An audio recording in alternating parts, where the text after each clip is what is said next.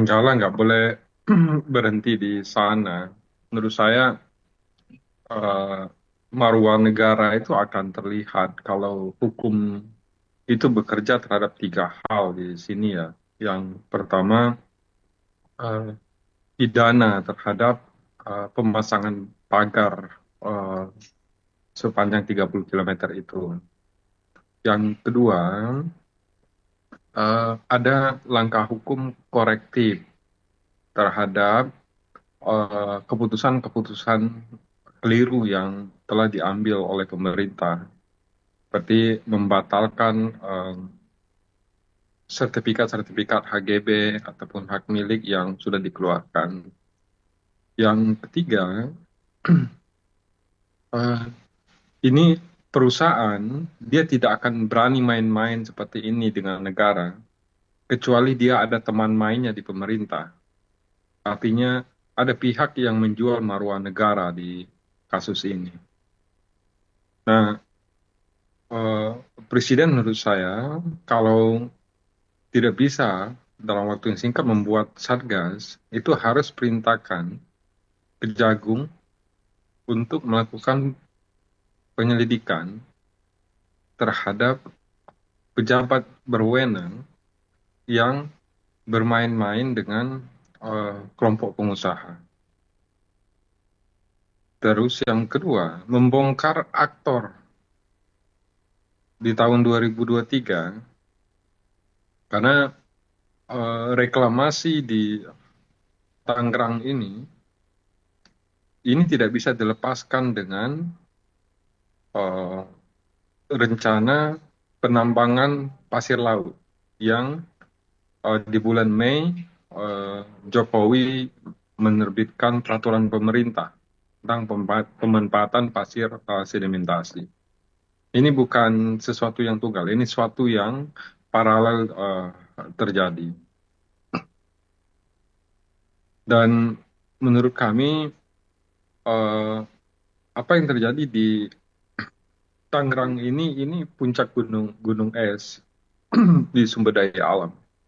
Ini eh, secara kebetulan saja dia dekat eh, dengan kota Jakarta, dengan istana, sehingga sehari-hari bisa menjadi perhatian publik.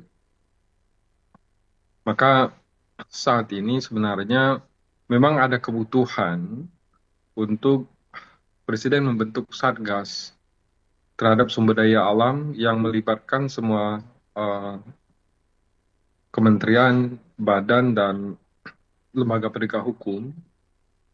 Karena sudah sangat lama eh, pejabat, politisi di Indonesia ini menjual eh, tanah air kepada kelompok-kelompok tertentu. Dan ini harus dibereskan dengan eh, satuan tugas khusus yang langsung dalam pengawasan Presiden.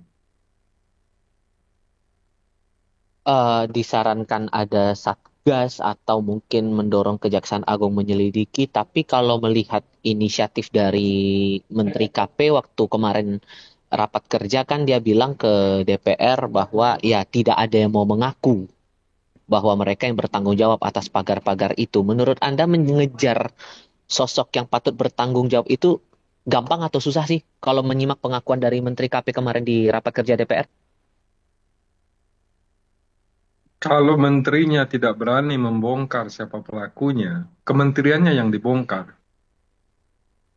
Karena tidak mungkin mereka tidak tahu. Itu bukan hal yang sulit. Karena Menteri KKP itu, dia akan tahu siapa yang akan mereklamasi di satu tempat, dan dia akan tahu juga siapa yang akan menambang pasir di satu tempat. Karena dua-dua lokasi ini, itu Menteri KKP yang akan mengizinkan dan memberikan alokasi ruangnya. Jadi nggak mungkin nggak tahu. Dan tidak bisa kita mengharapkan penegakan hukumnya dari KKP.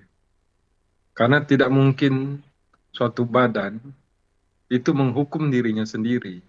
Makanya kita butuh satgas. yang dapat menjadi check and balance, memeriksa satu sama lain antara kelembagaan. Karena bisa jadi menterinya bersih, menterinya mengikuti perintah presiden, bekerja dengan benar, tetapi sistem birokrasi di Indonesia itu sudah sangat lama bekerja itu kepada tujuan yang salah. Bukan hanya di KKP, ATR BPN, Kementerian Kehutanan, juga demikian. Kalau ide dari teman-teman Walhi atau saran dari teman-teman Walhi perlu ada satgas khusus mengusut pagar laut itu dan langsung dari pengawasan presiden, anggotanya siapa menurut Mas Denzi yang ideal? Apakah Ya, harus dari eksternal seluruhnya atau ada dari pihak internal juga? ya Satgas ini dia bukan hanya mengusut pagar laut yang ada di Tangerang ya, tapi semua proyek-proyek reklamasi dan rencana-rencana penambangan pasir laut di Indonesia. Ini harus dibongkar semua. Kelompok pengusahanya siapa, kelompok pemerintahannya siapa, politisinya siapa. Nah, Satgas dibentuk itu satu harus melibatkan kementerian terkait. Yang tidak boleh ditinggalkan adalah Kementerian Lingkungan Hidup, ATR BPN, Kementerian Kelautan dan Perikanan, Polri, Kejagung, dan masyarakat sipil. Kenapa masyarakat sipil itu penting ada? Karena masyarakat sipil lah yang akan melihat secara objektif dari luar dan memberikan umpan balik ke dalam pemerintahan. Dan independen, tidak terafiliasi dengan kekuatan politik tertentu atau kelompok usaha tertentu. Oke, kalau kita fokus lagi ke topik yang saya sampaikan ke Mas sebelumnya, ini menyangkut masalah dampak dari munculnya pagar itu terhadap kondisi lingkungan di sekitarnya, terhadap biota laut terutama. Ada yang bilang bahwa sebetulnya pagar laut ini tujuannya ya buat menghindari abrasi. Buat Walhi itu alasan yang cukup masuk akal atau malah sebaliknya? Itu ngelawak itu namanya, itu bukan sesuatu yang rasional. Eh, dari kemarin saya mendengar ada yang bilang untuk mencegah abrasi, untuk mencegah tsunami, dan tadi malam saya ketemu dengan masyarakat Tangerang. Memang sudah cukup lama eh, di masyarakat itu ada pihak-pihak yang mengembuskan soal megatrust, tsunami.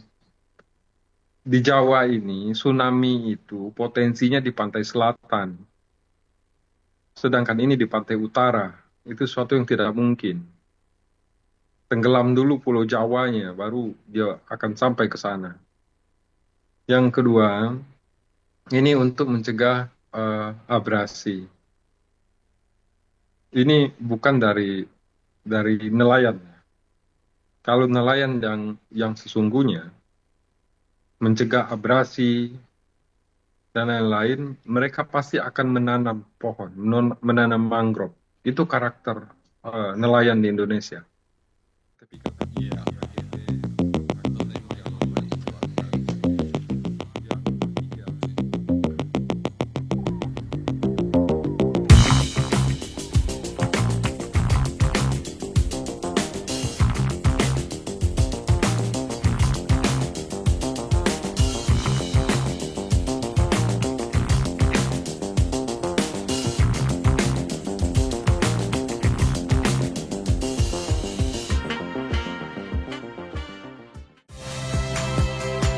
Saya Valentina Sitorus.